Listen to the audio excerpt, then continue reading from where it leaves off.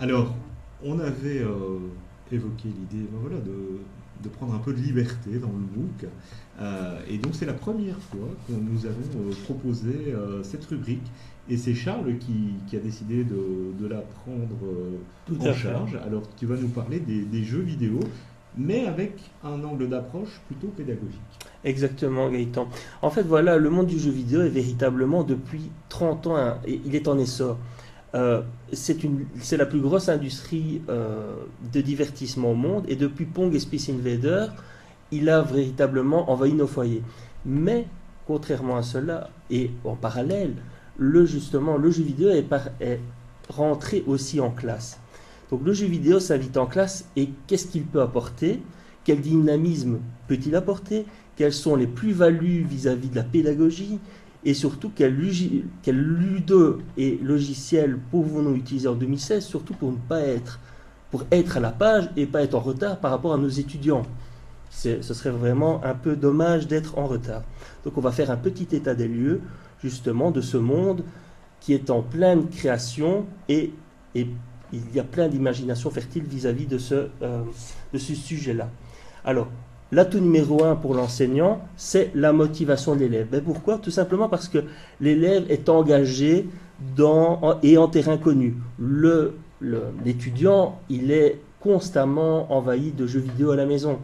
Donc, il est dans les mondes numériques et il les utilise constamment. Donc, la motivation est au centre de la ludification, justement, des cours et a pour but d'aider cette rétroaction vis-à-vis du feedback. Donc ce feedback entre l'apprenant et le professeur. On peut aussi parler de différenciation.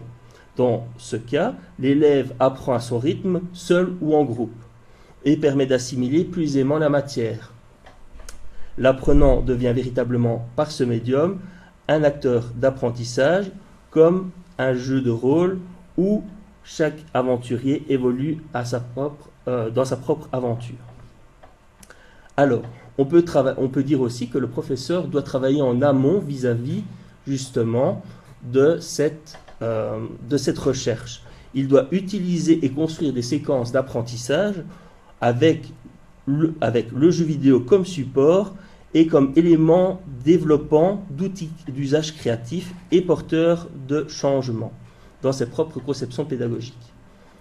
Le professeur doit donc s'impliquer plus que d'habitude vu que tout est à créer et doit tout simplement intégrer les éléments de ludification au bénéfice de ses objectifs pédagogiques. Par exemple, on peut analyser les bienfaits d'un jeu comme les Sims à l'intérieur d'un cours pour justement le changer et le faire développer en jeu de gestion.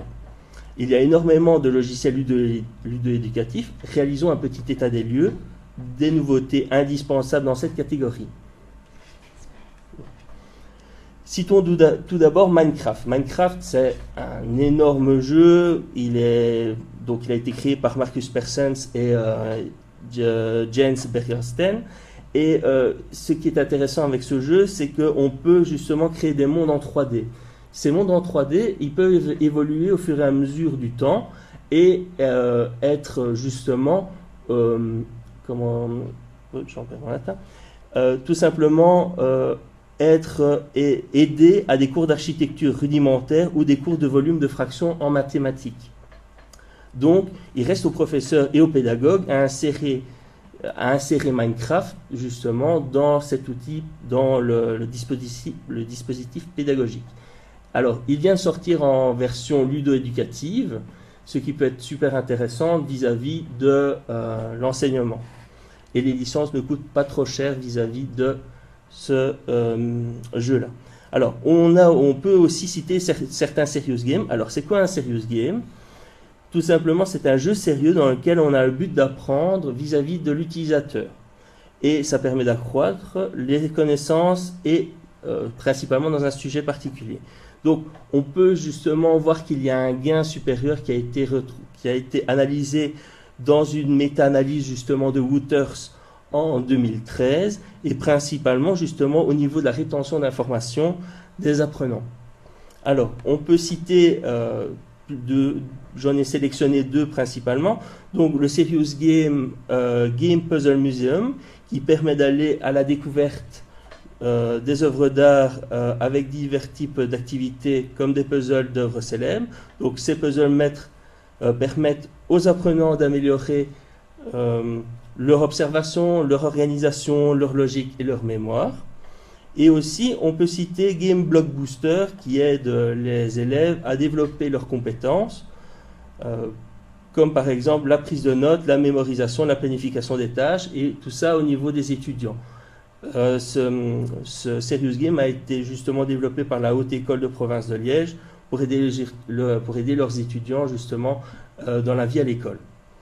Alors, en résumé, l'intégralité de la librairie vidéoludique pourrait devenir un support de cours, et même des jeux tant décriés par la presse comme Call of Duty et Grand Theft Auto pourraient devenir super intéressants au niveau de la pédagogie. Jeu qui comporte une part de violence justement, mais possède comme toute chose des aspects qui peuvent être à la base de réflexion critique. L'enseignant peut les utiliser pour favoriser l'apprentissage et aussi pour analyser certains comportements en société. En fin de compte, ce qui importe le plus, c'est les enseignants qui doivent ouvrir justement cette boîte de Pandore et dans le cadre de leur programme, ils puissent identifier comment les jeux vidéo et les serious games puissent être des supports d'apprentissage et d'occasion de les mettre en situation complémentaire à tout le reste. Et c'est en intégrant parfois même à petite dose ce que vous aussi vous pourrez devenir un héros en pédagogie ludo-éducative. Merci Charles. Donc voilà, intéressant de justement montrer tous des détournements de logiciels qui peuvent être intégrés dans notre action pédagogique. Ce qui me semble intéressant, peut-être, c'est, voilà, tu as donné pas mal d'exemples, c'est peut-être de mettre les liens. Exactement, les liens seront fournis justement sur la page Facebook et sur justement la FAQ du MOOC.